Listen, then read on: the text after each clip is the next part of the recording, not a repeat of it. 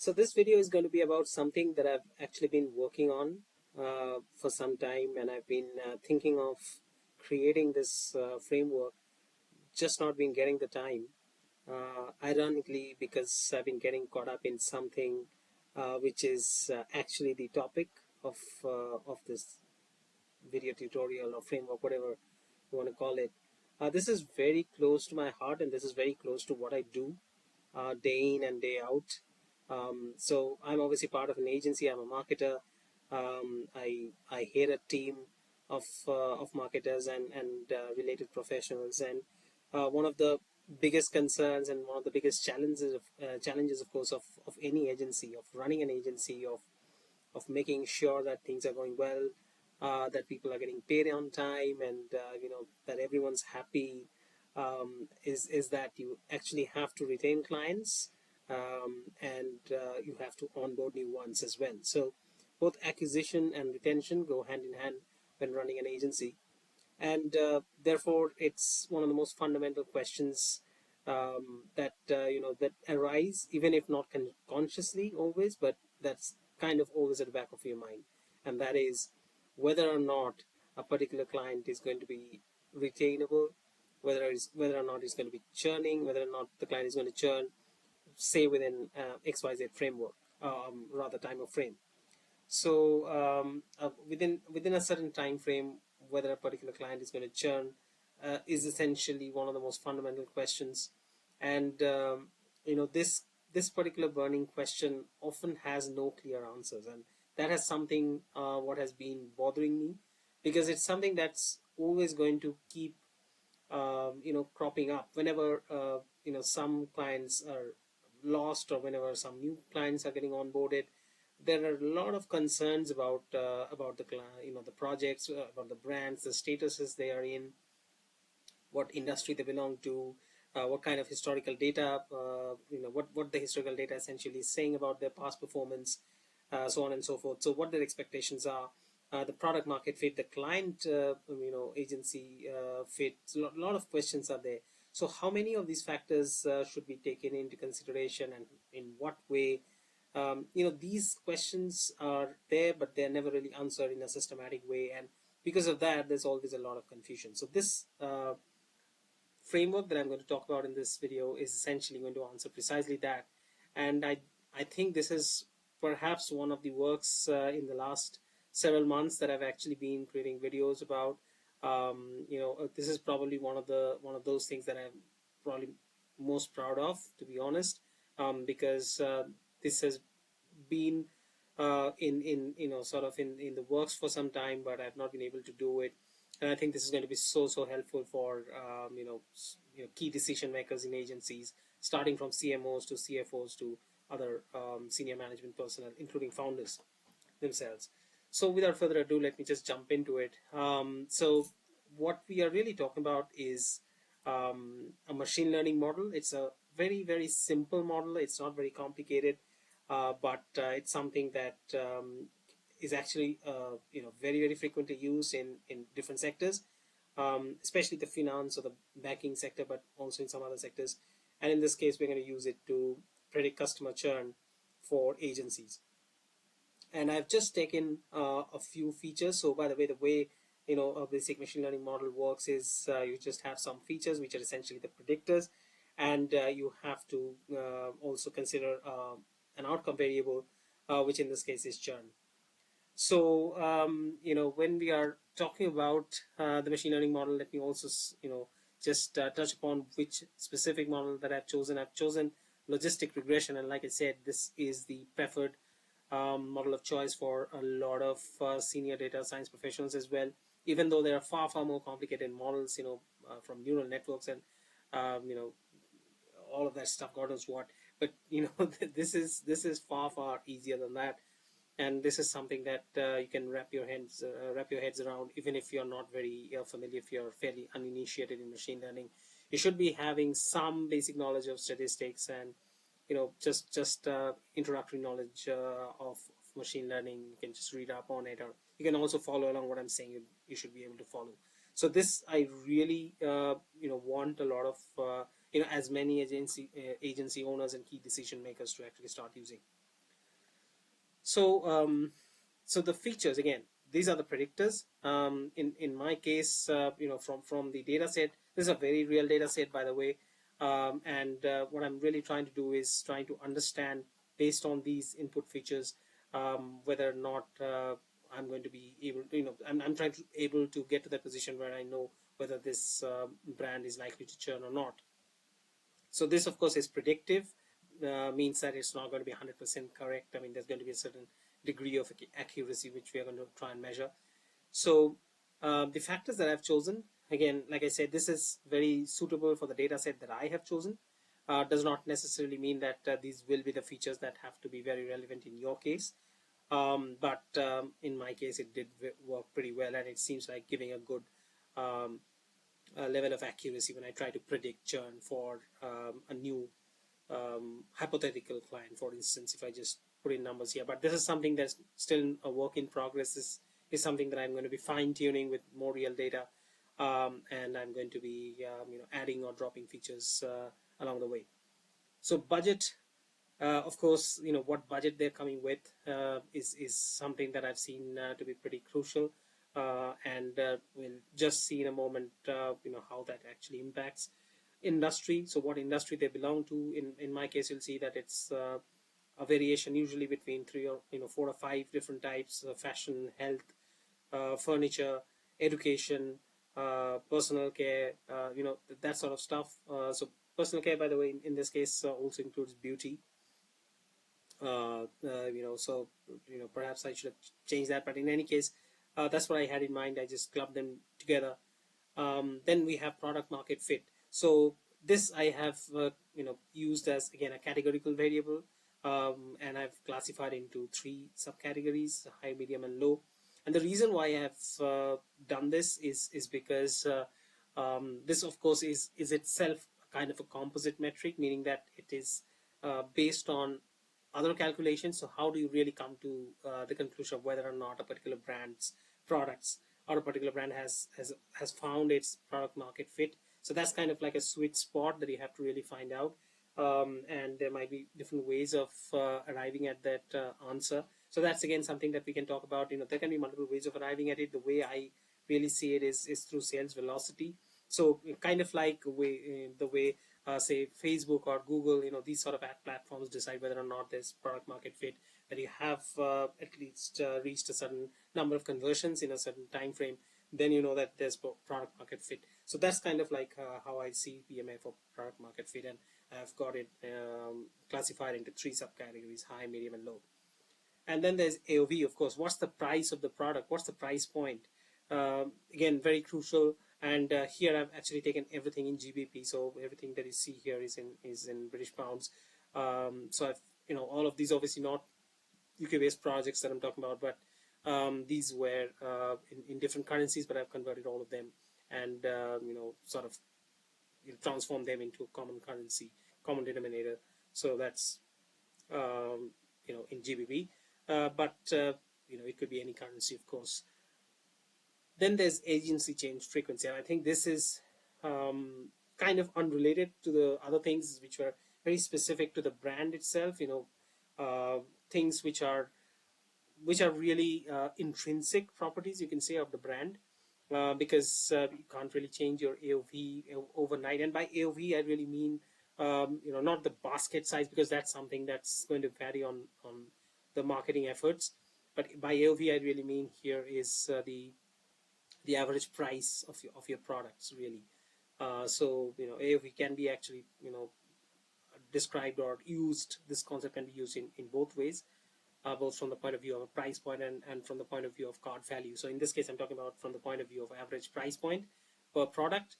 So price point, or AOV in that sense, product market fit, industry, and the budget. All of these things are essentially something that you bring along with the brand. The budget, by the way, of course, that can vary depending on outcomes.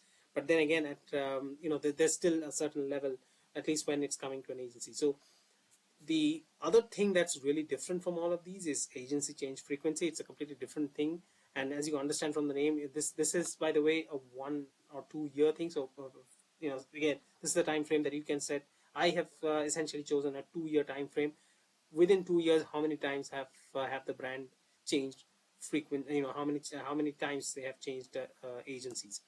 So this, in my opinion, is actually an important brand. Like I said, for my data set, for the projects that I'm talking about, it's a pretty um, significant data set that I've actually seen it from Intuition, and from that I've actually chosen some 30 plus brands, and from there I've tried to incorporate the data as an input feature. So based on these are the only few features. Like I said again in a while back, I'm going to be incorporating more data points, but for now I think this suffices to make it a pretty robust and comprehensive model, and we shall see in a moment just why exactly and how exactly am I saying that. So on what basis? So churn, as you can see, is obviously something that I'm trying to predict. But in this case, this is there with me. Okay, so this is label data in machine learning parlance, meaning that it already has the values of the outcomes, with us. So the churn values are there with these different data sets. I mean these different individual data points or different brands. So yes or no, of course, is going to be the only values possible for churn. So this is actually what is called a bubble chart on the right hand side. As you can see, this is the outcome of the exercise that we are just going to see right now. I'm going to jump into a Python code which is written in something called Google Colab, which is essentially a cloud-based Python environment. Once again, nothing to be scared of this if you're not familiar with Python. This is just going to be a completely done for you template. You should start using it. But I'm also going to be making an Excel or a Google Sheet template. So not to worry if you are still unfamiliar. I mean, you are uncomfortable with the lack of familiarity with Python, and you don't want to unnecessarily get into it. You can still use. You can get in touch with me, or I'll probably just come out publicly anyway with an Excel or a Google Sheet version. So this is the outcome. This is what it's going to really look like. As you can see here, what it shows is the AOV on the y-axis and a budget. This, of course, can be a different set of variables as well. In this case, obviously, we have quite a few of them. As you can see, five of them that are actually predicting churn, and among them I have a couple of them. So budget is on the x-axis and the AOV is on the y-axis. So you actually have to convert the categorical variables like industry and product market fit to numerical variables in order to do a sort of a chart like this. So that process is itself part of the exploratory data analysis, or the actual model, the data build up, or the data you know uh, cleaning process, or the data preparation rather I should say, for the model building process. But that's something that I'll just show you in a moment within the Python code. But leaving all of that aside, what's really happening here is that the budget and the AOV have been presented here, and you also see that there are certain bubbles which are representing the different data points. Okay, so these bubbles represent the different data points, the different brands that the agency that I'm working with have handled in the recent past. And you can see that the bubbles are of different sizes and colors. So this legend here on the top right, you can see is product market fit, and it's showing three different bubble sizes and the corresponding product market fit. So high, medium, and low.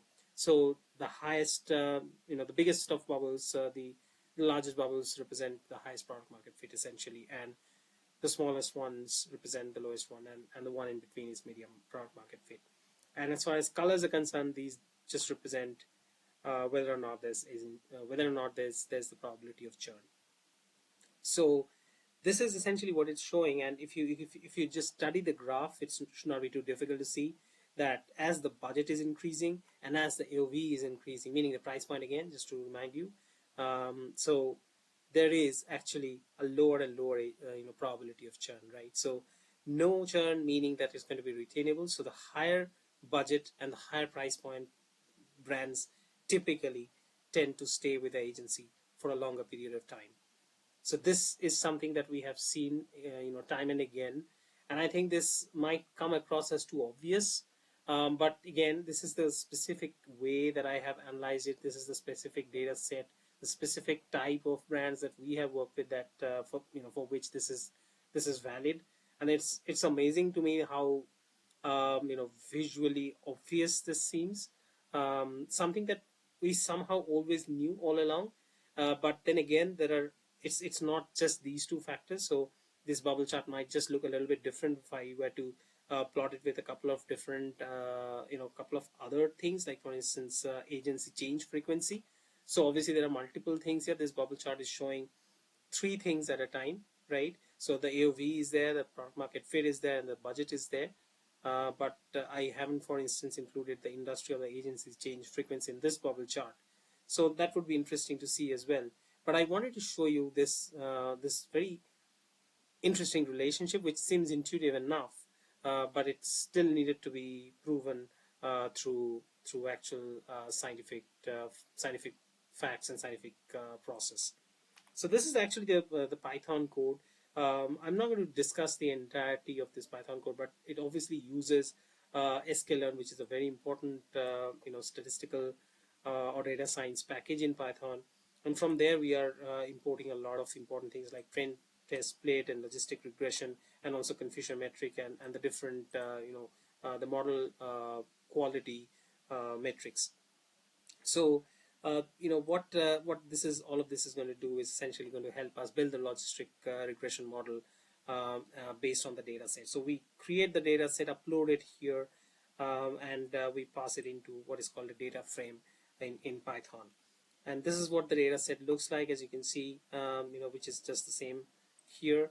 And then what we do is, this is what I was saying, that you do something called a one-hot encoding, or you just encode the categorical variables. So the different industries, they are going to have, they were having categorical values. Now they're going to be converted into numerical values.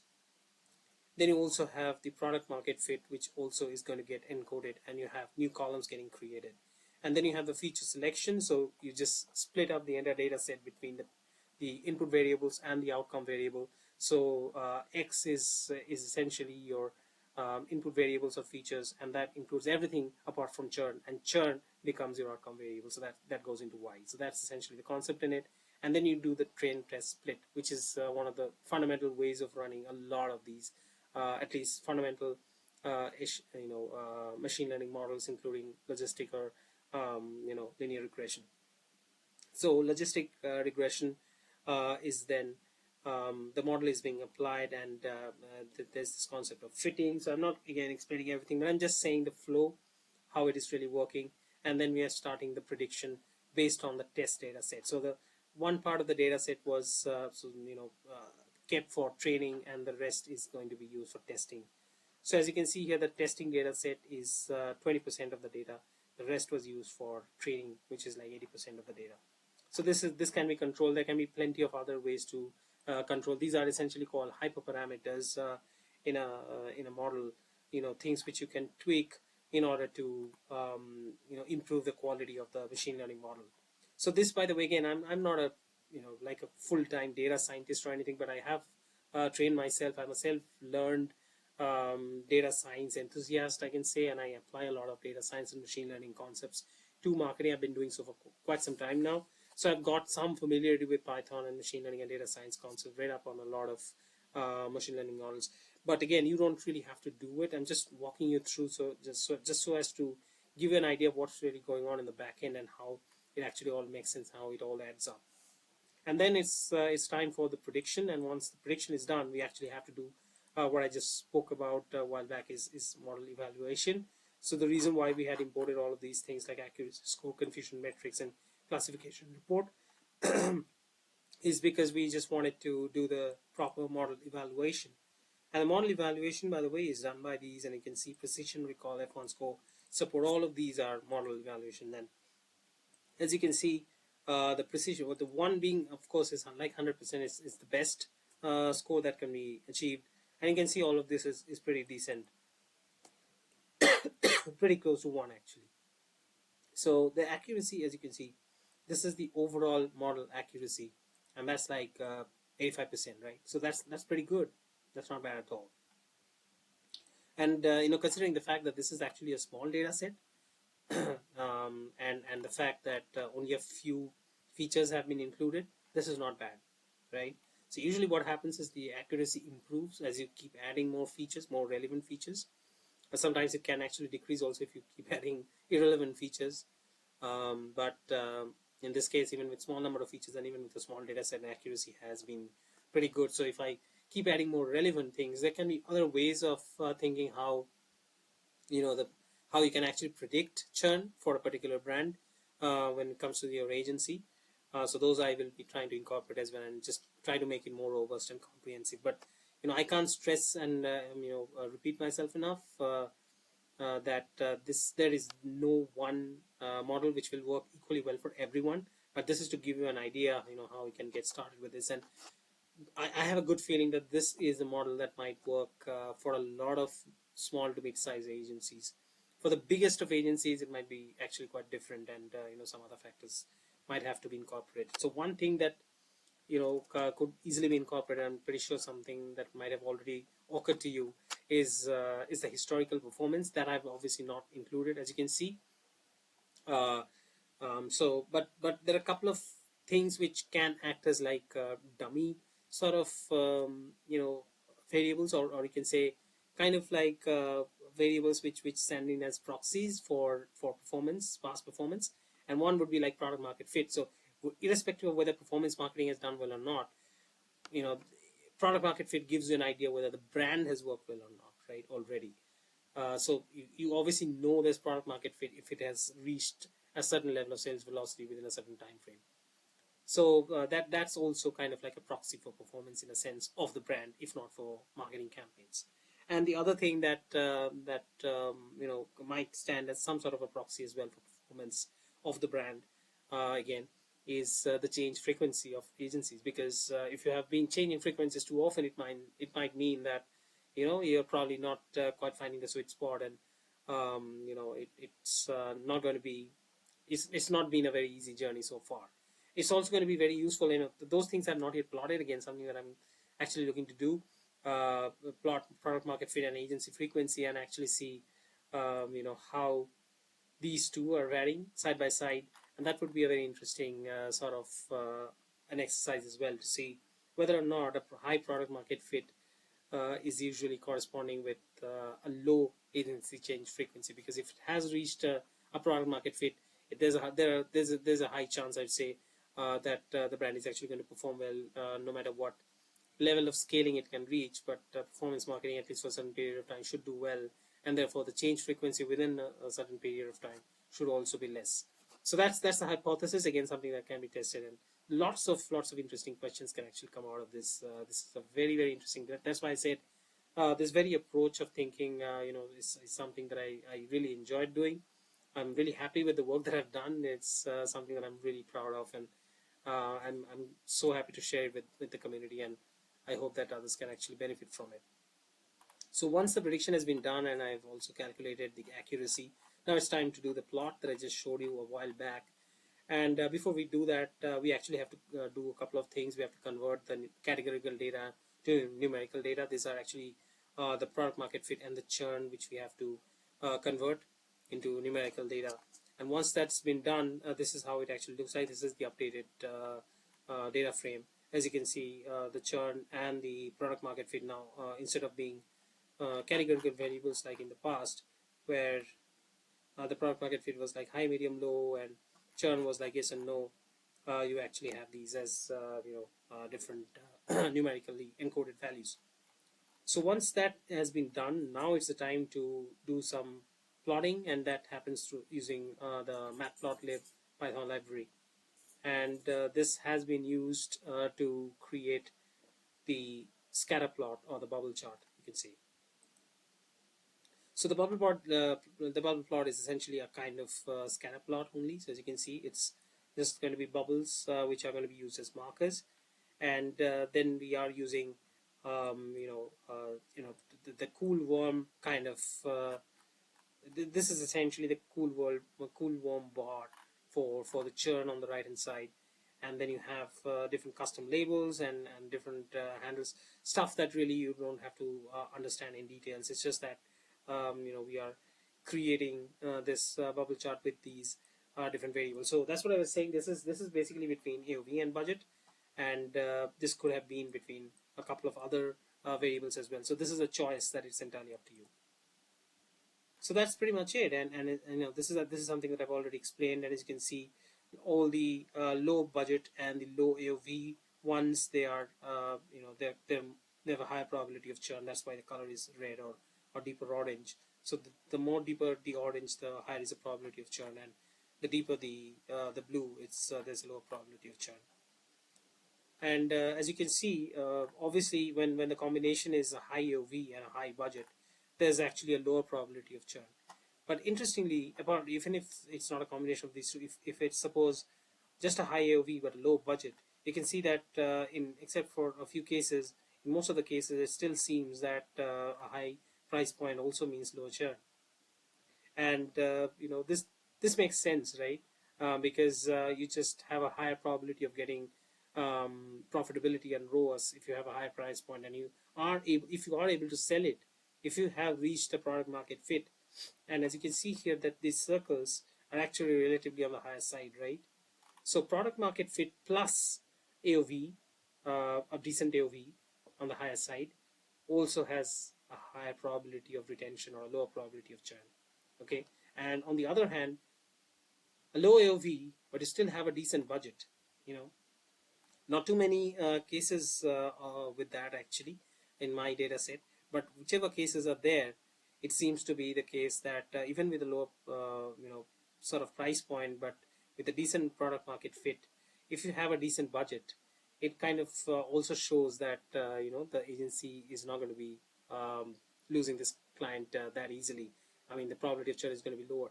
This might be the case that they actually are not so bootstrapped. They might have some cash with them as well.